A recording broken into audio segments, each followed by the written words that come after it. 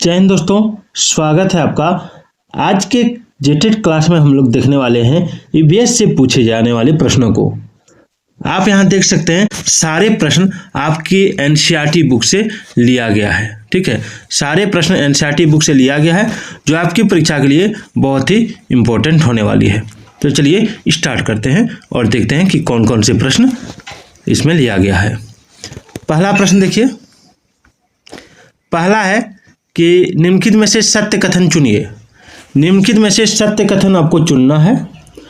पहला कथन है कि हाथी गदले पानी में खेलना पसंद करते हैं क्योंकि इससे इनके शरीर को ठंडक मिलती है।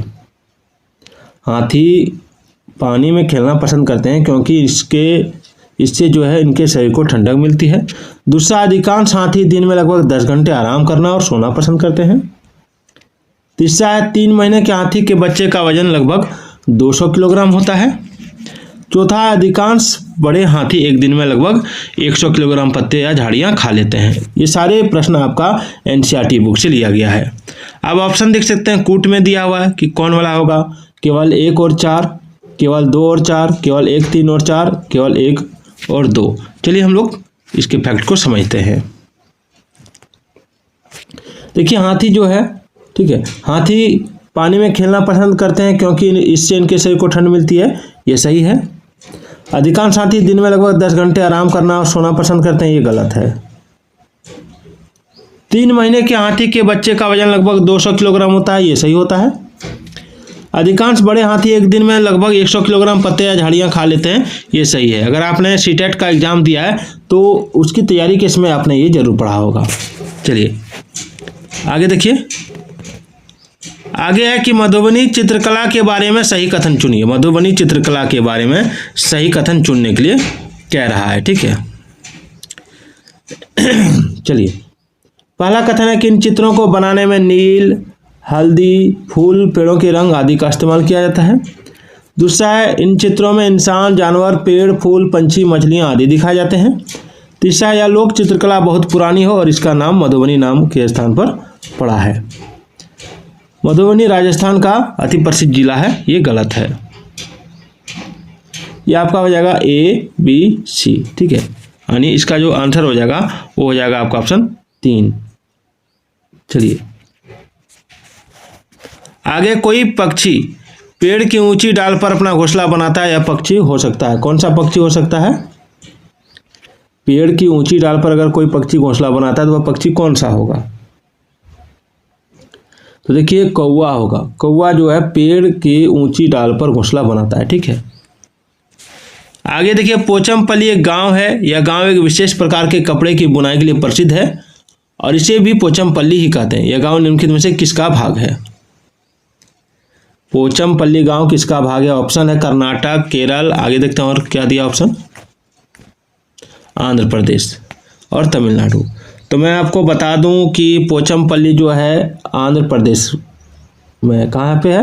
आंध्र प्रदेश में। ठीक है, आगे देखिए, रेगिस्तानी योग के बारे में सही कथन चुनिए। रेगिस्तानी योग के बारे में सही कथन आपको चुनना है।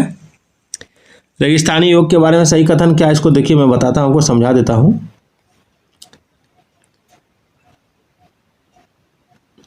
यह पेड़ ऑस्ट्रेलिया में पाया जाता है, सही कथन है। यह एक विशेष प्रकार का पेड़ है जिसकी जड़ें टहनियों से लटकती है। इस पेड़ की जड़ें जमीन में उस गहराई तक जाती है जब तक कि पानी तक न पहुंचे जाए, ये सही है। इस पेड़ के तने में पानी जमा होता है और स्थानीय लोग पतले पाइप का उपयोग करते हैं, ये सही है। बी नंबर सही नहीं है। ठीक है, तो इसमें कह रहा है सही कथन तो आपका हो गया A, C और D। ठीक है, रेगिस्तानी योग कहाँ पाया जाता है? ऑस्ट्रेलिया में। चलिए आबू धाबी के विषय में सही कथन चुनिए। आबू धाबी के विषय में सही कथन चुनिए। आबू धाबी कहाँ पे है, एक बार आप लोग कमेंट कर दीजिएगा। तो देखिए आबू धाबी जो है, ठीक है, यह रेगिस्तानी इलाके में, ये कथन सही है। आबू धाबी में पानी पेट्रोल से महंगा है, ये भी सही है। यहाँ की स्थानीय भाषा अरबी है, ये सही है।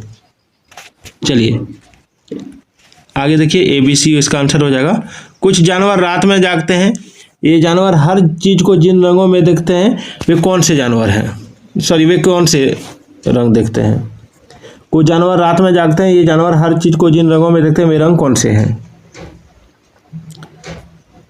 हरा और पीला नहीं होगा, बैंगनी और नीला नहीं होगा, काला और सफेद हो जाएगा, यानी ऑप्शन 3 हो जाएगा। ठीक है, देखिए यहाँ पे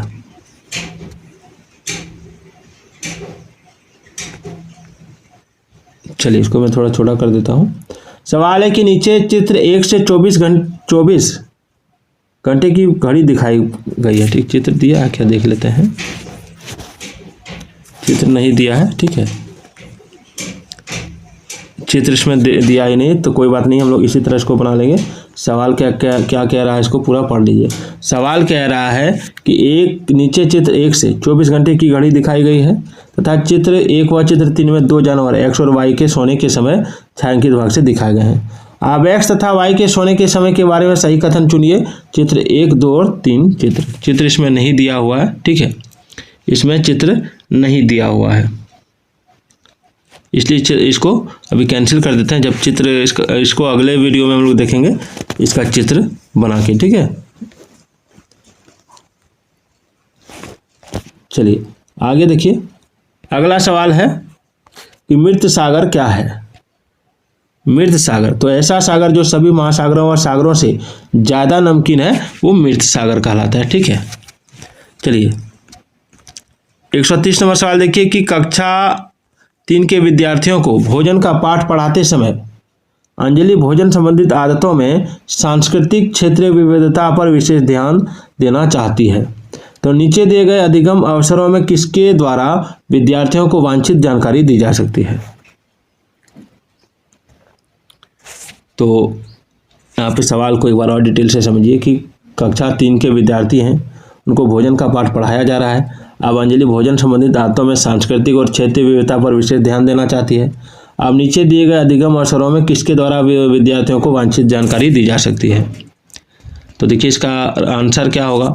इसका आंसर पहला हो जाएगा कि विभिन्न क्षेत्रों और संस्कृतियों के विद्यार्थियों से उनके घरों में खाए जाने वाले भोजन मंगाकर प्रदर्शित करना और सहपाठियों से सूचनाओं का आदान प्रदान करना। ठीक है, कक्षा 5 के विद्यार्थियों को पर्यावरणीय चिंताओं के बारे में पढ़ाते समय प्रीति प्रदूषण पर अधिक बल देना चाहती है।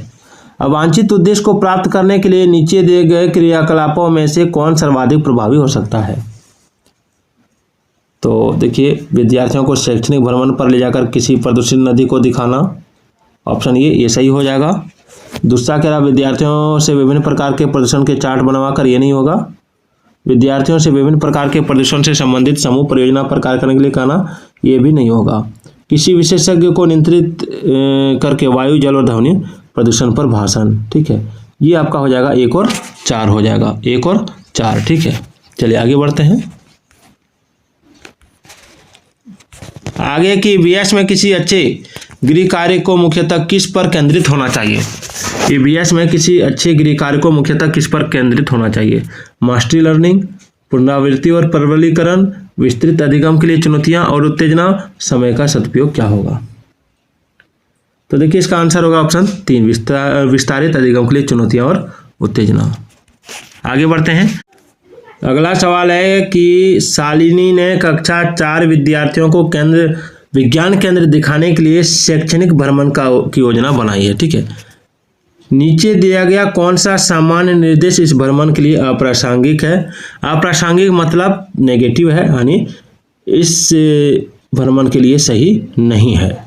तो देखिए अपना दिन भर का पूरा बस्ता लेकर आना, ये तो होगा नहीं। ठीक है, दिन भर का पूरा बस्ता लेकर जाने से ये नेगेटिव सेंस आता है। प्रदर्शन के समय अपनी शंकाओं के विषय में प्रश्न करना, ये हो जाएगा। बिना मुझे सूचित किए कहीं नहीं जाना, ये भी होगा, निर्देशित करेगी। अपने साथ पेन और नोटपैड ले जाना, ये भी हो जाएगा। लेकिन पूरा बस्ता यानी बैग जो है उसका ये लेकर आना नहीं है। ठीक है, यही हो जाएगा। आगे देखिए 135 प्राथमिक स्तर की अच्छी ईवीएस पाठ्यचर्या में होना चाहिए, क्या होना चाहिए? प्राथमिक स्तर की अच्छी ईवीएस पाठ्यचर्या में क्या होना चाहिए? अपने आसपास को खोजने के लिए अवसर प्रदान करना, एकदम यही होगा। ठीक है, यही होगा अपने आसपास को खोजने के अवसर प्रदान करना। ठीक है, आगे प्राथमिक स्तर की ईवीएस पाठ्य पुस्तकों में कविताएं और कहानियां सम्मिलित करने का कारण क्या है? तो देखिए इससे क्या होता है कि विषय के अधिगम में आमोद प्रमोद प्रदान करना, ठीक है, विषय में रुचि बनना रहेगा। ऑप्शन ए इसका राइट आंसर होगा। चलिए 137 देखिए कि 4 भावी शिक्षकों से कक्षा 5 के विद्यार्थियों के लिए मूल विषय यात्रा पर प्रस्तुतिकरण बनाने के लिए कहा गया। प्रत्येक ने निम्नलिखित नीतियों में से किस एक पर मुख्य रूप से केंद्रित किया। चलिए आगे देखते हैं।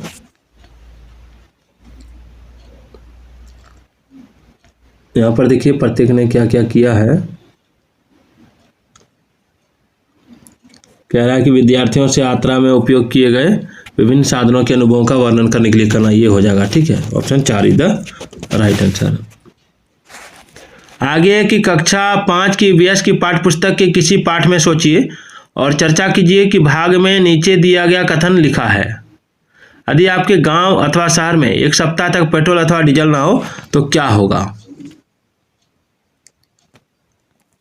इस कथन का मुख्य उद्देश्य क्या है कि छात्रों का पेट्रोल डीजल के स्रोतों के बारे में मूल्यांकन, छात्रों को तेल के न्यायसंगत उपयोग के बारे में संवेदनशील बनाना, वास्तविक जीवन की चिंताओं को समझने हेतु कल्पना और सोचने विचारने की कुशलता को बढ़ावा देना, पेट्रोल और डीजल की कमी के बारे में जागृति उत्पन्न करना क्या होगा।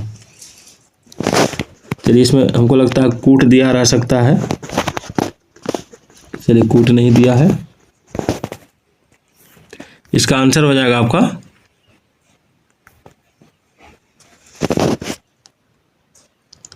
ऑप्शन 3, वास्तविक जीवन की चिंताओं को समझने हेतु कल्पना और सोचने विचारने की कुशलता को बढ़ावा देना। आगे है कि ईवीएस की पढ़ाई में कक्षा में प्रश्नोत्तर तकनीक का सबसे अच्छा उपयोग किसके लिए किया जा सकता है। तो ये हो जाएगा आपका ऑप्शन 1, शिक्षार्थियों में सीखने की जिज्ञासा उत्पन्न करने के लिए। आगे प्राथमिक स्तर पर ईवीएस की पढ़ाई का एक प्रमुख उद्देश्य क्या है। तो देखिए प्राथमिक स्तर पर ईवीएस की पढ़ाई का एक प्रमुख उद्देश्य है आपका कक्षा की पढ़ाई को शिक्षार्थी के विद्यालय से बाहर के जीवन से संबंधित करने में सहायता करना। चलिए आगे देखते हैं। अगला प्राथमिक स्तर वृक्षों के संरक्षण की संकल्पना के बारे में विद्यार्थियों को संवेदनशील बनाने के लिए नीचे दिया गया कौन सा क्रियाकलाप उपयुक्त नहीं है। तो इसका राइट आंसर होगा ऑप्शन 3, बच्चों को लकड़ी के लट्ठों का भंडार दिखाना। ईवीएस की कक्षा में जल का पाठ पढ़ाते समय अंजलि ने अपने कक्षा में जल के विभिन्न स्रोतों और जल को संरक्षित करने के लिए व्यक्तिगत विभिन्न क्रियाओं पर रोल प्ले आयोजित किया। इस क्रियाकलाप का मुख्य उद्देश्य क्या है। इस क्रियाकलाप का मुख्य उद्देश्य क्या है। तो देखिए इस क्रियाकलाप का मुख्य उद्देश्य हो जाएगा अधिगम की प्रक्रिया में विद्यार्थियों का सक्रिय भाग लेना सुनिश्चित करना, ठीक है। आगे देखिए प्राथमिक स्तर पर ईवीएस की पाठचर्या को शुद्ध विज्ञान और सामाजिक विज्ञान की संकल्पनाओं को सम्मिलित करके विकसित किया गया है। ऐसा करने का मुख्य उद्देश्य क्या है। तो देखिए ऐसा करने का मुख्य उद्देश्य जो है वो है आपका शिक्षार्थी को पर्यावरण के साकल्यवादी ढंग से देखने योग्य बनाना। ईवीएस कक्षा में सामाजिक असमानताओं पर अधिक बल देने के लिए निम्नलिखित में से कौन सा अधिक प्रभावी अधिगम होगा। जल्दी बताइए। तो इसमें जो हो जाएगा वो हो जाएगा आपका ऑप्शन 4, विद्यार्थियों से समूह परियोजनाओं का भार अपने ऊपर लेने के लिए कहना। चलिए आगे है कि पसंद और नापसंद के बारे में चर्चा करते समय किसी छात्र ने कहा कि मुझे और मेरी माँ दोनों को सांप खाना बहुत पसंद है। अब जब भी हमारे सांप खाने की इच्छा होती है हम पास के किसी होटल में जाकर लिंग हू फैन खाते हैं। तो यह छात्र कहाँ का हो सकता है। लिंग हू फैन ये छात्र कहाँ का हो सकता है। तो ये छात्र आपका हांगकांग का हो जाएगा। कहाँ का। हांगकांग का। चलिए ब्रेल लिपि के बारे में नीचे दिए गए कथनों का अध्ययन कीजिए। ब्रेल लिपि के बारे में नीचे दिए गए कथनों का अध्ययन कीजिए। यहाँ पे लिखा है कि ब्रेल को मोटे कागज पर बिंदु या उभरे बिंदु बनाकर लिखा जाता है, ये सही है। दूसरा, यह लिपि 8 बिंदुओं पर आधारित होती है, ये भी सही है। तीसरा ये गलत हो जाएगा। दूसरा क्या है, गलत हो जाएगा, ठीक है। यह लिपि 8 बिंदु पर आधारित होती है, ये गलत है। तीसरा, बिंदु की पंक्तियां किसी नुकीले औजार से बनाई जाती है, ये भी सही है। इसे उभरे बिंदुओं पर हाथ फेरकर पढ़ा जाता है, ये सही है, ठीक है। चलिए आगे देखिए। निम्नलिखित में से सही कथन चुनिए। कूट दिया हुआ इसमें, ठीक है, इसमें कूट दिया हुआ है। सवाल है कि निम्नलिखित में से सही कथन चुनिए। जिन जानवरों के बाहरी कान और शरीर पर बाल होते हैं वे बच्चे देते हैं। जिन जानवरों के बाहरी कान और शरीर पर बाल नहीं होते वे अंडे देते हैं। जिन जानवरों के बाहरी कान और शरीर पर बाल नहीं होते वे बच्चे देते हैं। जिन जानवरों के बाहरी कान और शरीर पर बाल होते हैं वे अंडे देते हैं। ये गलत है, ये भी गलत है, ए और बी सही हो जाएगा। चलिए, मधुमक्खी पालन के विषय में सही कथन चुनिए। मधुमक्खी पालन शुरू करने पर सबसे अच्छा समय जनवरी से मार्च तक है। उसके बाद कह रहा है लीची के फूल मधुमक्खियों को लुभाते हैं। ठीक है, उसके बाद क्या कह रहा है, उसके बाद कह रहा है कि मधुमक्खी पालने और उनके द्वारा उत्पादित शहद का भंडारण करने के लिए बक्सों की आवश्यकता होती है और मधुमक्खियों के लिए मीठा घोल बनाने के लिए चीनी खरीदी जाती है। तो देखिए, इसमें जो राइट आंसर हो जाएगा वो हो जाएगा आपका ऑप्शन, लीची के फूल मधुमक्खियों को लुभाते हैं, ये सही है। और एक नंबर गलत है, अक्टूबर होता है। ठीक है, और मधुमक्खी पालने और उनके द्वारा उत्पादित शहद का भंडारण, ये भी सही हो जाएगा। मधुमक्खियों के लिए मीठा घोल बनाने के लिए चीनी खरीदी जाती है, ये भी आपका सही हो जाएगा। ठीक है, किसी छात्रा ने अपने अहमदाबाद से नागरकोइल की यात्रा के बारे में अपनी डायरी में नीचे दी गई जानकारी नोट की। दिनांक, स्टेशन का नाम, पहुंचने का समय, स्टेशन छोड़ने का समय, गांधीधाम से दूरी। अब किलोमीटर में दिया हुआ है। ठीक है, 10/2/2014 अहमदाबाद 11:30 प्रातः, 11:50 प्रातः 301। 12/2/2014 नागरकोइल 4:45 प्रातः